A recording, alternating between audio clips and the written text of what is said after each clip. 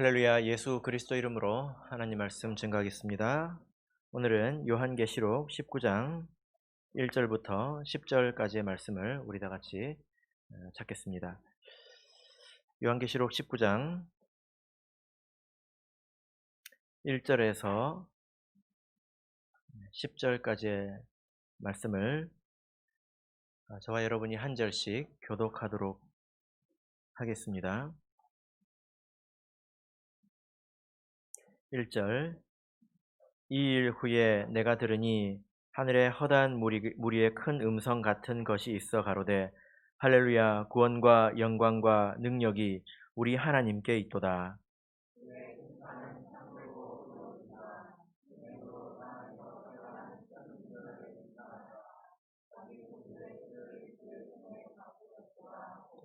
두 번째 가로되 할렐루야 하더니 그 연기가 세세토록 올라가더라.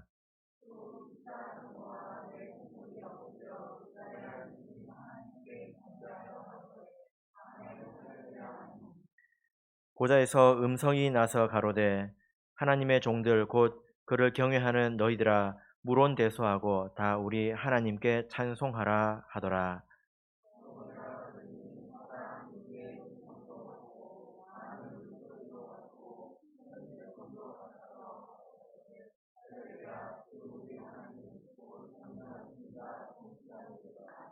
우리가 즐거워하고 크게 기뻐하여 그에게 영광을 돌리세. 어린 양의 혼인 기약이 이를 얻고 그 아내가 예비하였으니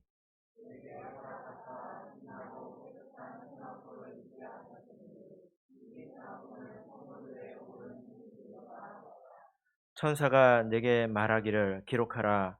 어린 양의 혼인 잔치에 청함을 입은 자들이 복이 있도다 하고 또 내게 말하되 이것은 하나님의 참되신 말씀이라 하기로 내가 그 발 앞에 엎드려 경배하려 하니 그가 나더러 말하기를 나는 너와 및 예수의 증거를 받은 내 형제들과 같이 된 종이니 삼가 그리하지 말고 오직 하나님께 경배하라.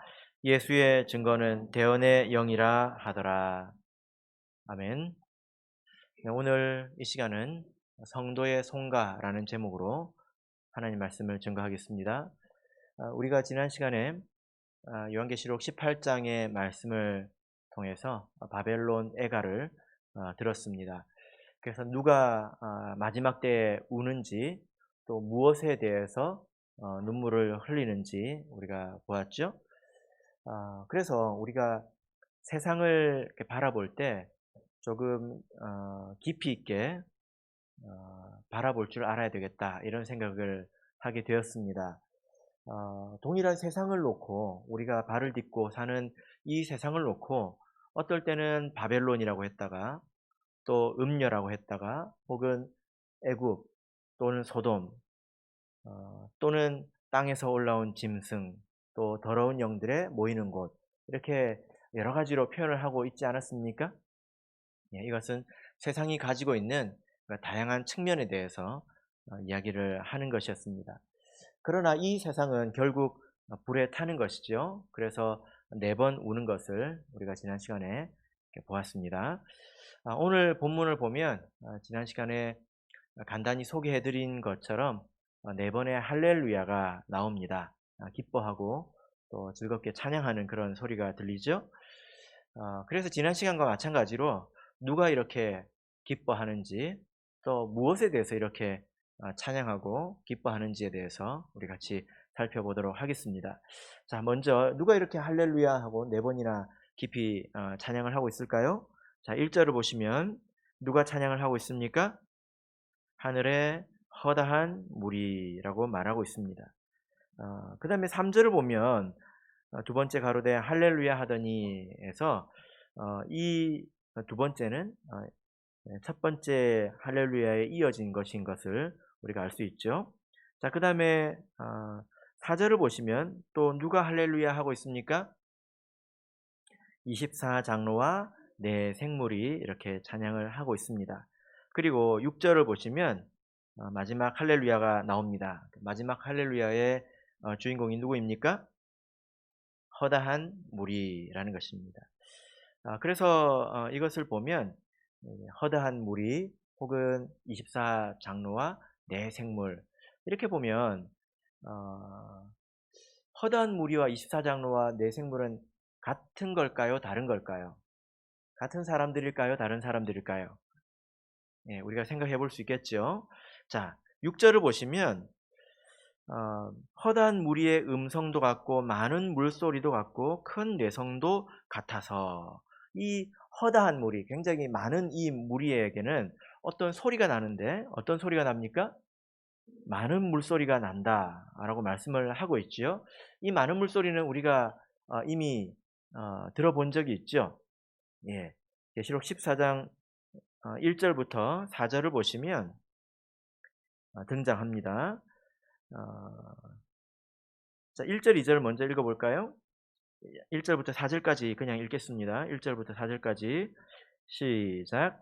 또 내가 보니 보라 어린 양이 시온산에 섰고 그와 함께 14만 4천이 섰는데 그 이마에 어린 양의 이름과 그 아버지의 이름을 쓴 것이 있도다. 내가 하늘에서 나는 소리를 들으니 많은 물소리도 같고 큰 뇌성도 같은데 내게 들리는 소리는 검은 고 타는 자들의 그 검은 고 타는 것 같더라.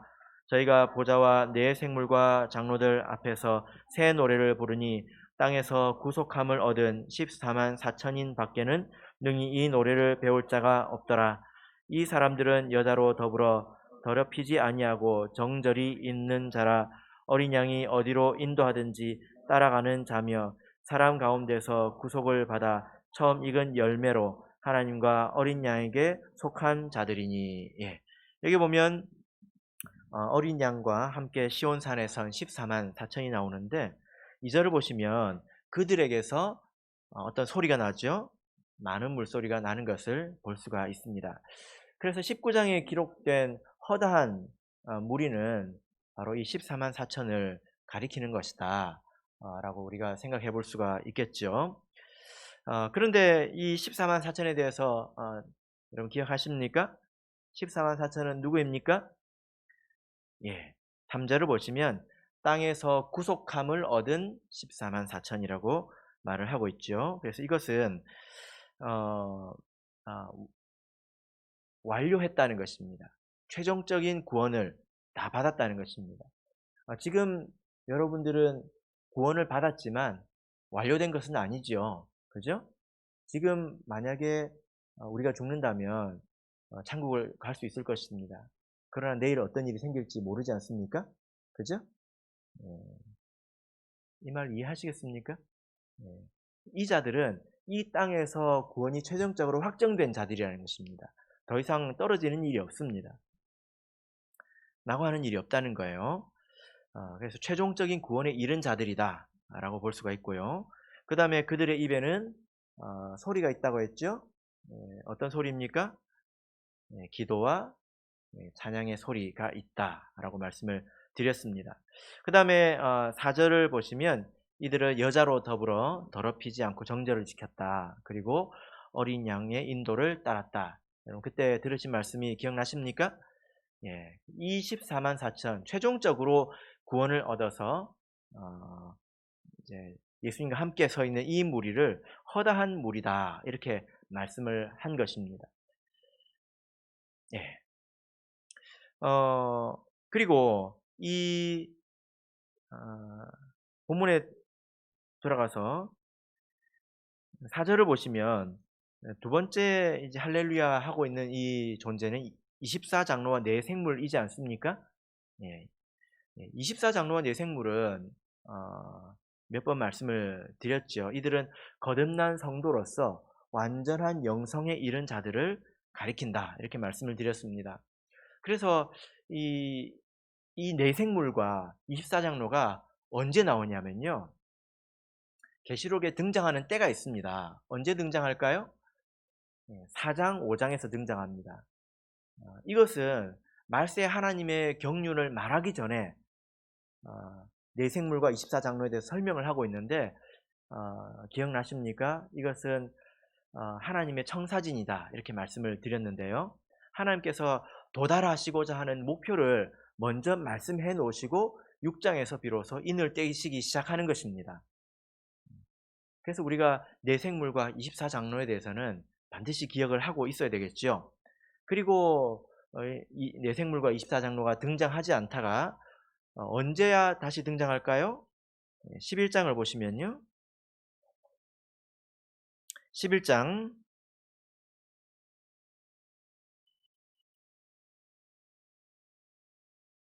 15절 16절 같이 읽어보겠습니다. 11장 15절 16절 읽겠습니다. 시작. 일곱째 천사가 나팔을 불매 하늘에 큰 음성들이 나서 가로되 세상 나라가 우리 주와 그 그리스도의 나라가 되어 그가 세세토록 왕노릇 하시리로다 하니 하나님 앞에 자기 보좌에 앉은 24장로들이 엎드려 얼굴을 대고 하나님께 경배하여. 자, 여기 보십시오. 여기 보면 24장로들이 여기 다시 등장하지 않습니까? 언제 등장합니까? 일곱째 천사가 나팔을 불 때, 그때 곧 그리스도의 나라가 되어, 이것은 하나님의 나라가 완성되었다는 것입니다. 보좌에 앉았다고 하는 것은 이제 자기 할 일을 다 했다는 거죠. 그죠? 예수님께서 하나님의 보좌의 우편에 앉으신 것처럼 이들도 이때는 보좌에 앉아 있는 것을 우리가 볼 수 있습니다. 자, 그래서 여러분, 허다한 무리와 이 내생물 24장로 같은 사람들인 것 같습니까? 다른 사람들인 것 같습니까? 같은 사람들이죠. 그죠? 그리스도 안에 그때까지 머물러 있는 성도들을 말하는 것입니다. 그런데 그들은 마지막 때까지 그들은 믿음 안에서 견디어냈고 하나님의 연단을 받아서 마치 예수님처럼 영적인 성숙에 이른 자들인 것을 특별히 여기서 강조를 하고 있죠. 그죠? 그래서 네 번의 찬양을 보면 바깥에는 허다한 무리가 이렇게 과로처럼 딱 싸고 있고 한가운데 네 생물과 24장로가 이렇게 있는 것을 우리가 볼 수가 있습니다. 우리 성도님들께서도 신앙생활을 잘 하시면 느끼실 겁니다. 뭘 느끼시냐면 하나님께서 우리를 신앙의 성숙으로 인도해 주고 계신다라는 것을 느끼실 것입니다. 반드시 그렇죠. 그죠? 만약에 그렇지 않다면 내가 마음이 좀 둔해진 것입니다. 그뿐만이 아니라 우리가 하나님께서 우리를 이렇게 인도하고 계시기 때문에 이 자리로 인도하고 계시기 때문에 우리가 마땅히 그에 걸맞게 힘을 써야 되는 것입니다. 속으로 누가 예수님처럼 될 수 있어? 나는 될까? 그러면 정말 그 믿음대로 됩니다. 세상에 남은 사람이 단 한 사람일지라도 노아의 방주 때처럼 단 8사람일지라도 하나님의 이 말씀을 이루신다는 것을 우리가 기억해야 되겠죠. 그죠? 그러나 그것은 우리의 힘으로 되는 것이 아니라 하나님의 힘으로 되는 것입니다. 하나님의 인도하심으로 되는 것입니다. 그러나 우리도 그에 맞게 걸맞게 힘을 쓸 줄 알아야 된다라는 거죠. 때로 우리가 자기 자신의 모습을 볼 때 낙심될 때가 있겠지만 그러나 우리를 사랑하시는 예수님을 생각하시면서 우리가 끝까지 포기하지 말아야 되는 것입니다. 자, 두 번째로 이제 우리가 첫 번째 그들이 누가 이렇게 찬양을 했느냐라는 것을 보았다면 자, 이들은 어떻게 찬양을 하고 있을까요? 자, 19장 1절을 보시면 그들은 어떻게 찬양하고 있습니까? 큰 음성 같은 것이 있어 라고 말을 하고 있죠. 큰 음성. 그리고 6절을 보시면 허다한 무리가 많은 물소리도 같고 큰 뇌성도 같아서 이렇게 말을 하고 있습니다. 여기서 이 크다라는 말을 헬라어로 메가스라고 하는데 우리가 이 말을 쓰죠. 뭐 메가톤급이다 뭐 이런 말을 쓰지 않습니까? 그리고 뭐 컴퓨터 저장 용량을 이야기할 때 무슨 메가바이트 하잖아요. 이 메가라고 하는 것이 크다는 뜻입니다. 그리고 지금은 이제 산술적으로 100만 배를 뜻합니다. 100만 배. 그러니까 이 사람들이 자기의 음성보다 100만 배 큰 음성으로 지금 하나님을 찬양하고 있는 것을 볼 수 있죠? 그죠? 그리고 많은 물소리, 폭포가 떨어지는 웅장한 물소리, 그리고 큰 뇌성. 뇌성이라고 하는 것은 세상에서 가장 큰 소리지 않습니까? 자연계에서 존재하는 가장 큰 소리가 바로 이 뇌성입니다. 근데 그걸 또 수식해서 크다고 말하고 있지 않습니까? 그러니까 이들이 찬양을 할 때, 이렇게 하나님께 찬양을 할 때 립싱크를 하는 게 아니라는 거예요. 요즘은요, 이 코로나 때문에 마스크를 써가지고 립싱크 하기가 딱 좋아졌어요. 그런데 티가 납니다. 찬양을 하는 사람들은 숨 쉴 때 티가 납니다. 마스크가 들어갔다 나갔다 하거든요. 예. 그러나 우리가 아무리 목소리를 크게 낸다고 하더라도 100만 배 크게 낼 수 있겠습니까? 진표 형제 한번 100만 배 큰 소리 한번 내보십시오. 네? 되겠습니까? 네. 이것은 그냥 그들의 그 목소리만을 말하는 것이 아니라 그들의 그 마음에 있는 이 감격이 마음을 채우고 넘쳤다, 그런 의미 아니겠습니까? 간혹 우리가 그 어떤 그 감동을 받으면 마음이 넘치는 것을 우리가 경험하지 않습니까? 때로 하나님의 은혜를 받을 때 우리의 마음이 벅차오르는 것을 느낄 수가 있습니다. 그런데 내 마음이 이만큼이라면 100만 배 넘쳤다고 한번 생각을 해보십시오. 마치 거대한 우주 가운데 내 마음이 떠 있는 것 같지 않겠습니까? 그죠? 그래서 그들이 이렇게 벅찬 감동 가운데서 찬양을 하고 있다라는 거예요. 어, 우리가 항상 이렇게 찬양을 해야 되겠죠. 자, 이제 볼 것은 그들이 어떤 내용으로 찬양을 하고 있는 건가 우리가 봐야 되겠습니다. 지난 시간에는 바벨론이 그 땅의 왕들과 상고들이 어떤 내용으로 눈물을 흘리는가 우리가 보았죠. 그죠? 그것을 통해서 세상을 조금 이해할 수가 있었습니다. 자, 오늘 보면 그들은 어떤 내용으로 찬양을 하고 있을까요? 찬송가를 보면 많은 주제들이 있지 않습니까? 하나님의 창조에 대해서, 또 예수 그리스도의 희생에 대해서, 헌신에 대해서, 기도에 대해서, 교제에 대해서 다양한 주제가 있는데 이들이 부른 이 찬송가의 주제는 뭘까요? 우리가 성경을 읽으면서 그것을 봐야 되겠죠. 그게 내 마음과 공명해야 됩니다. 공명. 공명이라는 게 뭔지 아시죠? 네? 공명이 뭐 하는 겁니까? 내 마음과 또 어떤 일이 탁 맞았을 때 그 공명한다고 하지 않습니까? 이렇게 더 크게 울리지 않습니까? 그죠? 예. 근데 여기서 말하고 있는 것과 말한 것을 들었을 때 내 마음이 울리지 않는다면 하나님의 이 24장로의 마음과 내 마음이 규격이 안 맞다는 거예요. 그러면 어떻게 해야 될까요? 규격을 이제 차차 맞춰 나가야 되겠죠? 내가 이런 마음이 되도록 가야 되겠구나. 이렇게 해야 되지 않겠습니까? 그죠? 예. 우리 그 성도님들 보면 좋아하는 찬양이 있어요. 그죠? 예, 간혹 어떤 분이 돌아가시면 이 찬양은 누가 좋아했던 찬송인데 이런 이야기를 하시던데요. 자, 우리 24장로들이 가장 좋아하는 찬양은 몇 장이었는지 한번 보겠습니다. 1절, 2절을 다시 읽어보겠습니다. 1절, 2절 읽겠습니다. 시작. 이 일 후에 내가 들으니 하늘에 허다한 무리의 큰 음성 같은 것이 있어 가로되 할렐루야, 구원과 영광과 능력이 우리 하나님께 있도다.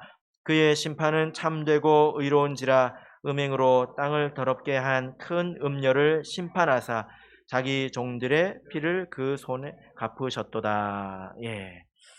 자, 이 찬양이 찬송가 몇 장입니까? 예, 찾기가 쉽지 않죠. 이 찬양의 핵심이 무엇입니까? 땅을 더럽게 한 이 음녀를 심판했다라는 것입니다. 그러니까 이 세상이 심판받는 것에 대해서 성도들이 기뻐했다는 것입니다. 왜냐하면 바로 18장에서 바벨론이 심판받는 그런 게 나왔잖아요. 그리고 이렇게 불에 타서 뭐 연기가 올라가는 그런 장면들이 나오지 않았습니까? 그걸 보고 성도들이 확 박수치고 할렐루야 하고 기뻐했다는 거예요. 네.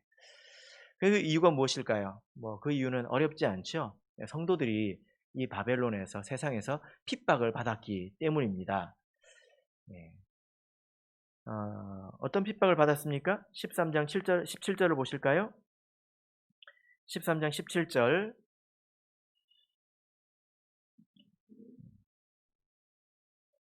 읽겠습니다. 시작.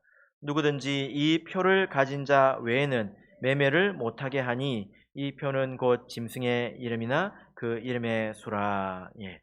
이 짐승의 표를 받지 않고 그 짐승을 경배하지 않는다면 매매를 하지 못하겠다.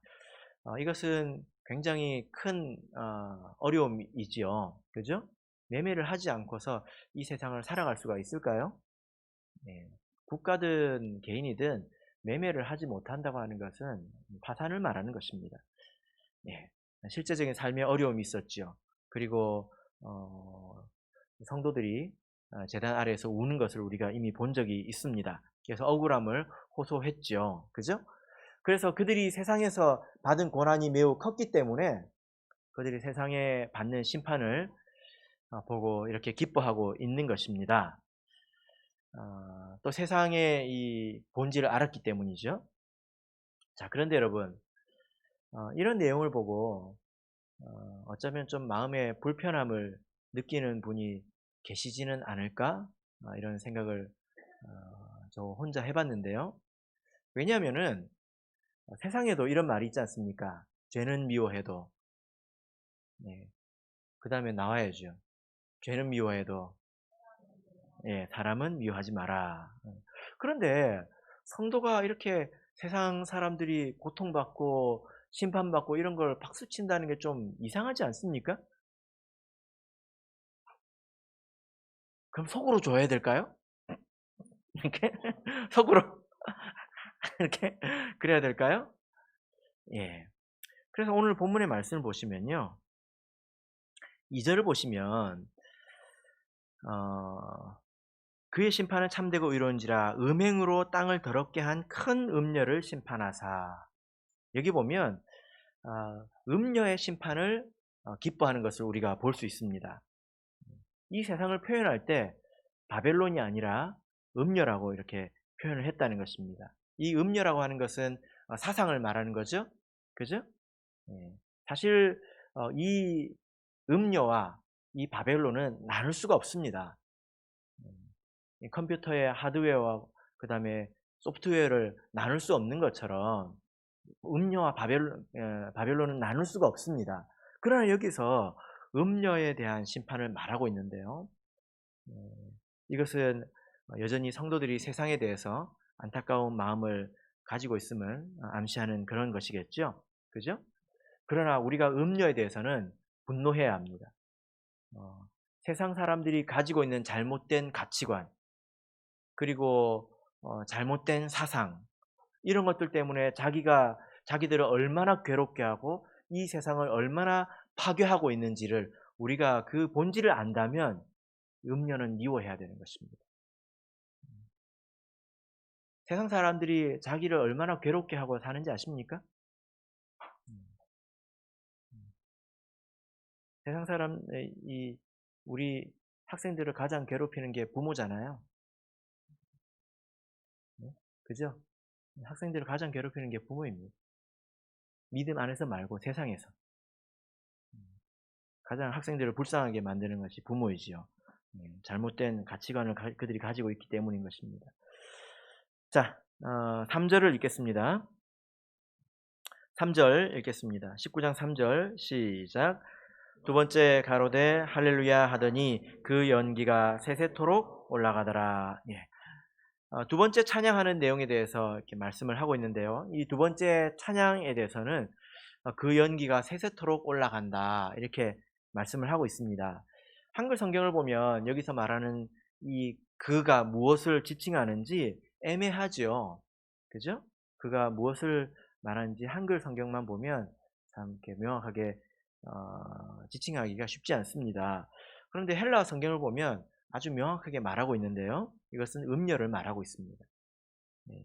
그 연기는 음료에서 나는 연기를 말하는 것입니다. 음료에서 왜 연기가 날까요? 마지막 심판은 불의 심판이라고 했죠? 그죠?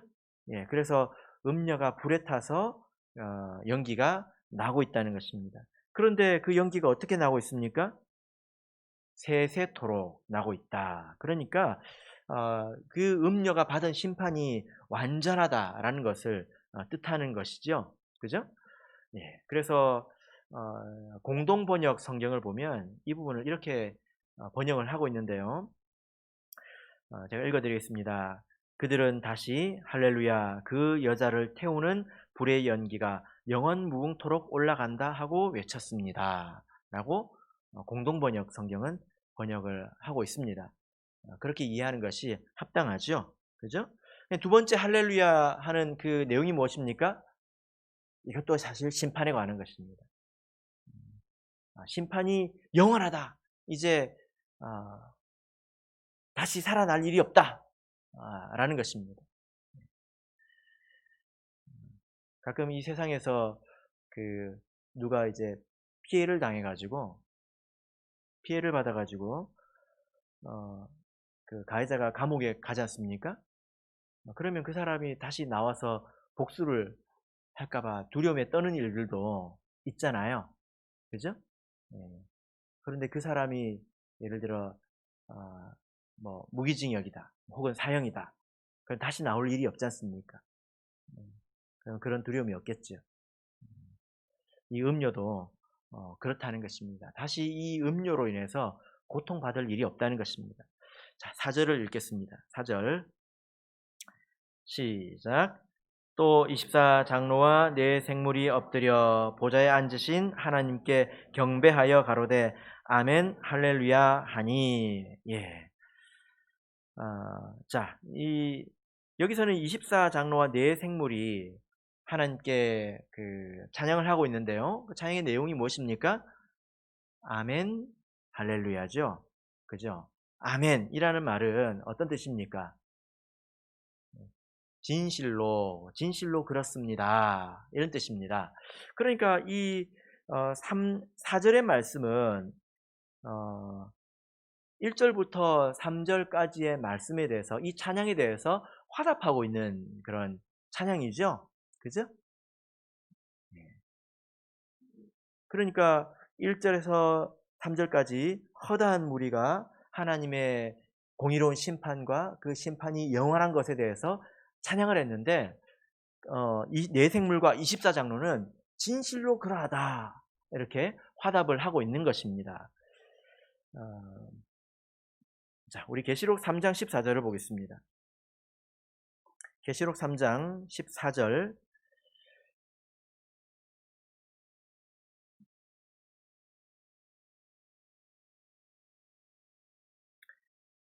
3장 14절 읽겠습니다. 시작. 라오디게아 교회의 사자에게 편지하기를 아멘이시오 충성되고 참된 증인이시오 하나님의 창조의 근본이신 이가 가라사대. 예, 여기 보면 우리 예수님을 일컬어서 아멘이시오 이렇게 말씀을 하고 있습니다.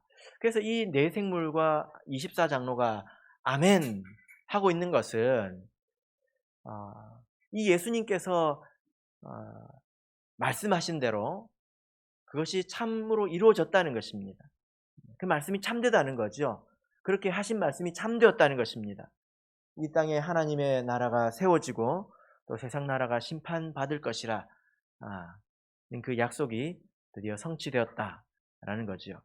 자, 이제 6절에서 8절까지를 읽겠습니다. 요한계시록 19장 6절에서 8절 읽겠습니다. 시작. 또 내가 들으니 허다한 무리의 음성도 같고 많은 물소리도 같고 큰 내성도 같아서 가로되 할렐루야 주 우리 하나님 곧 전능하신 이가 통치하시도다.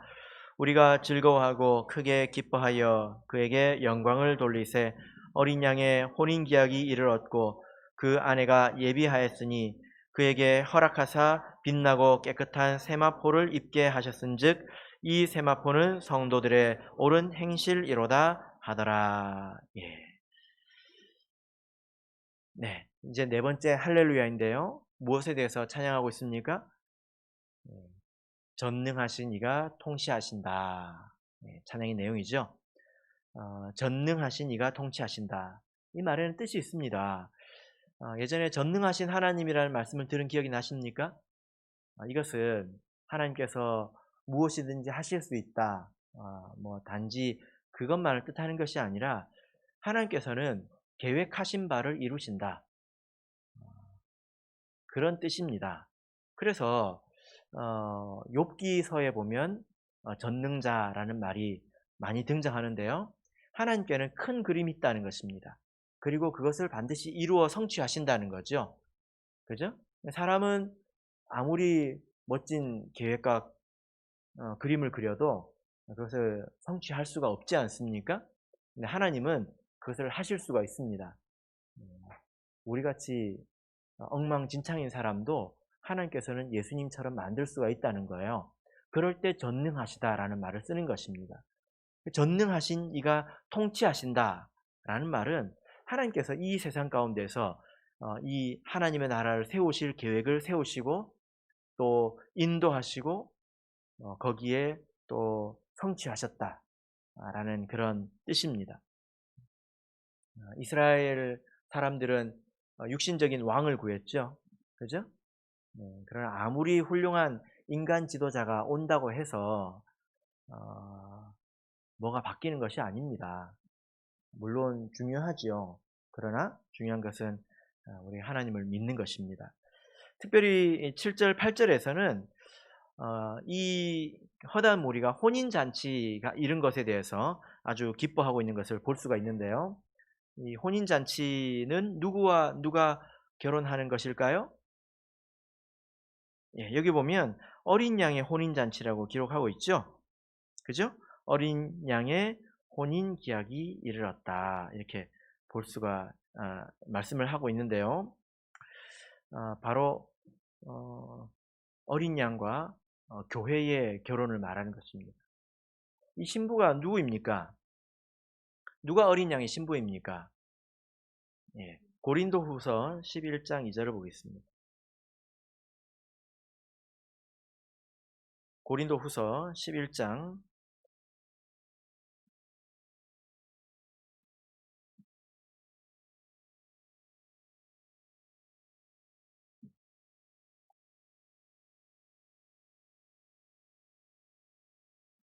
고린도후서 11장 2절 같이 읽겠습니다.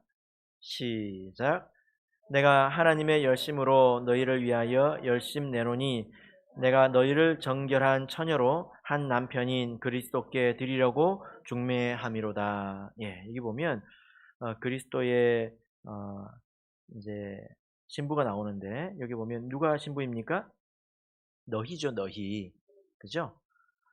그런데 여기 보면 너희가 정결한 처녀입니다. 이 말은 이 처녀가 단수예요, 단수. 하나입니다. 그러니까 내가 처녀가 아니라 우리가 모였을 때 하나의 처녀가 되는 거예요. 이해되시죠? 네. 그래서 나 한 사람이 그리스도의 신부이다 이렇게 말을 하지는 않습니다.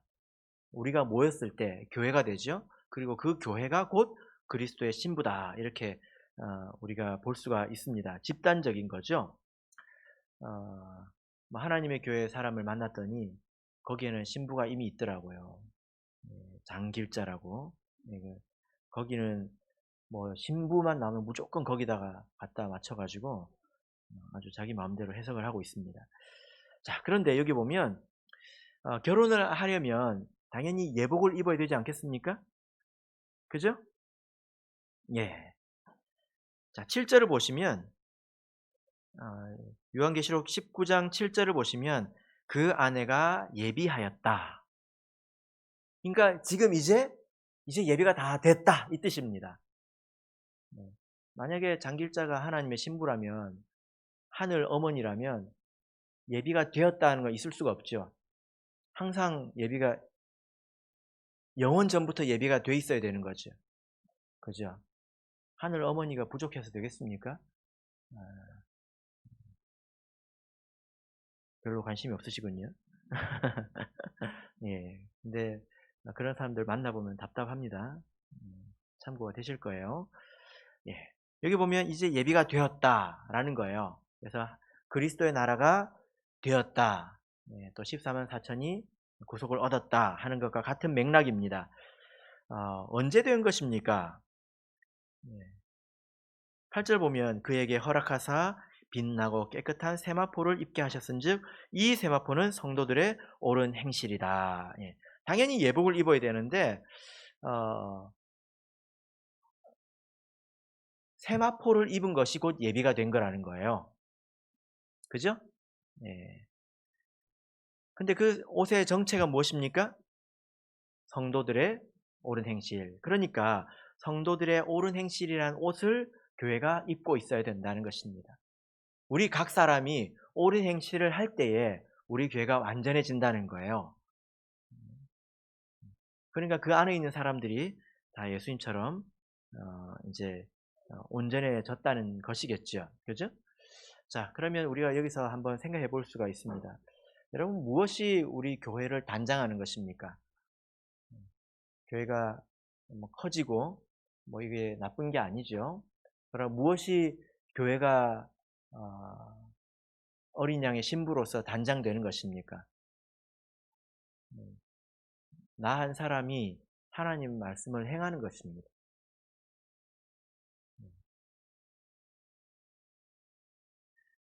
그럴 때 비로소 온전하게 준비가 된 거라고 볼 수가 있습니다.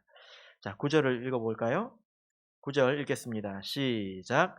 천사가 내게 말하기를 기록하라. 어린 양의 혼인잔치에 청함을 입은 자들이 복이 있도다 하고 또 내게 말씀하되 이것은 하나님의 참되신 말씀이라 하기로. 예.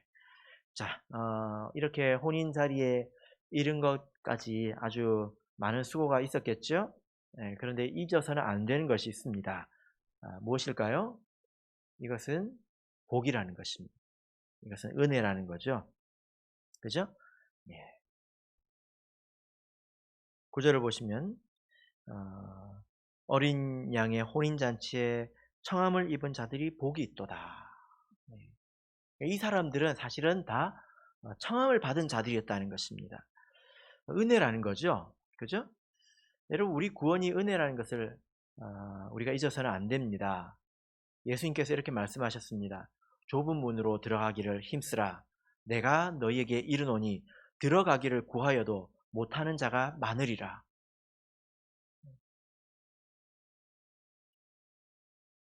들어가기를 이 참된 진리 가운데로 들어가기를 구하는 사람이 많지만 구한다고 해서 되는 게 아니라는 거예요. 로마서 9장 16절을 보면 그런즉 원하는 자로 말미암음도 아니요 다른 박질하는 자로 말미암음도 아니요 오직 긍휼히 여기시는 하나님으로 말미암음이니라. 이렇게 말씀을 하고 있습니다. 그러니까 구원이라고 하는 것이 원한다고 해서 원하는 순서대로 구원을 주느냐 아니라는 거예요. 아니면 다른 박질하는 순서대로, 이것은 사람의 노력을 말하죠. 열심히 노력하는 순서대로 구원이 되는 것이냐 아니라는 것입니다. 하나님께서 불쌍히 여기는 자에게 구원이 주어진다는 것입니다.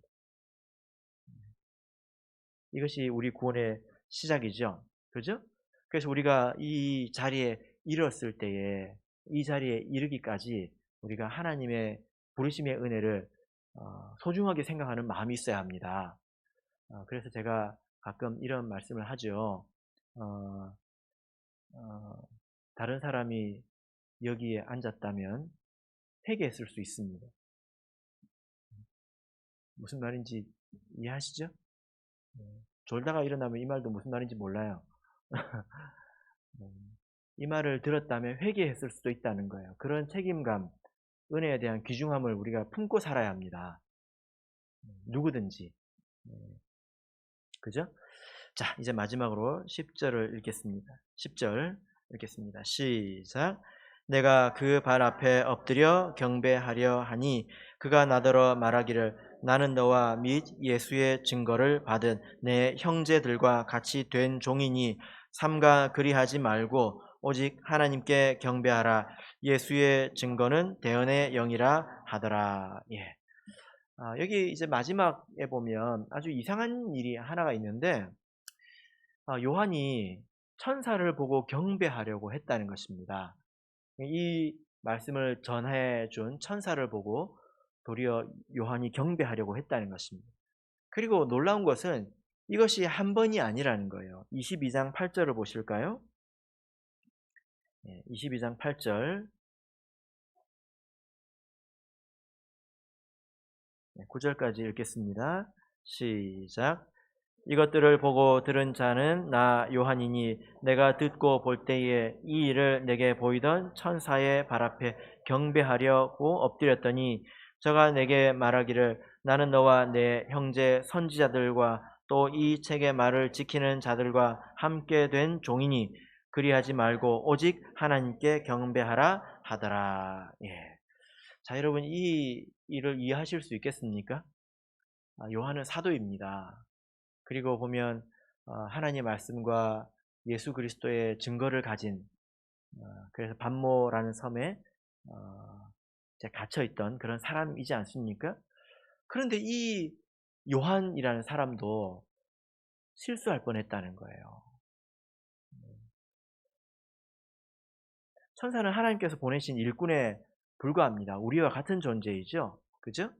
그런데 이 요한이라는 사도가 마지막 하나님의 경륜을 겪어 나가면서 하나님의 은혜를 체험할 때에 하마터면 천사를 경배할 뻔했다는 것입니다.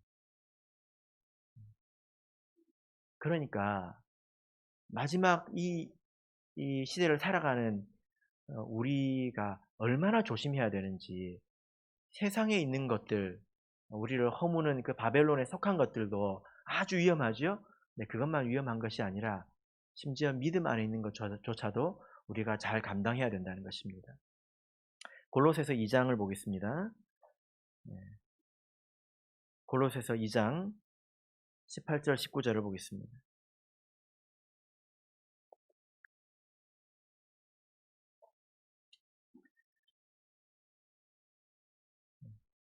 골로새서 2장 18절 19절 같이 읽겠습니다. 시작. 누구든지 일부러 겸손함과 천사 숭배함을 인하여 너희 상을 빼앗지 못하게 하라. 자가 그 본 것을 의지하여 그 육체의 마음을 쫓아 헛되이 과장하고 머리를 붙들지 아니하는지라. 온 몸이 머리로 말미암아 마디와 힘줄로 공급함을 얻고 연합하여 하나님이 자라게 하심으로 자라느니라. 예. 여기 보면 이 그 사도교회도 천사 숭배하는 이단이 있었다는 것을 우리가 알 수 있는데요. 이 사람들은 신앙생활을 열심히 하는 사람들이고, 그리고 하나님의 은사를 사모하는 사람들입니다. 은혜를 사모하는 사람들입니다. 그런데 그것을 잘 감당하지 못해서 도리어 그것으로 인해서 교만해졌다는 것입니다. 그래서 이제 18절을 보시면 육체의 마음을 쫓아 헛되이 과장하고, 그런 것을 체험했을 때에 자기를 과시하고 자기를 드러내고 싶은 그런 육체의 마음이 있죠. 그래서 헛되게 그것을 과장했다는 것입니다. 하나님께서 주신 그 은혜 이상으로 과장했다는 거예요. 그래서 어떤 일이 생겼을까요? 머리를 붙들지 않고 또 몸을 거부하는 일들이 생겼다는 것입니다. 내가 너희들보다 우월하구나. 내가 너희들보다 우월하구나. 그래서 쳐다보니까 몸에 붙어 있을 그런 마음이 하나도 들지 않은 것입니다. 교회를 경하게 여기는, 가볍게 여기는 그런 마음이 생겼다는 것입니다. 그죠? 요한도 이런 실수를 할 뻔했다는 것을 우리가 보는 것은, 이것은 하나님께서 아주 크게 경고하고 계신 그런 장면입니다. 마지막에는 이것까지도 조심해야 된다는 거예요. 기억나시죠? 마지막에는 우리가 구원을 얻기 위해서는 책을 먹어야 하고 우리가 예언을 해야 합니다. 어쩌면 지금은 경험하기 쉽지 않은 일들을 그때는 많이 경험하게 될 것입니다.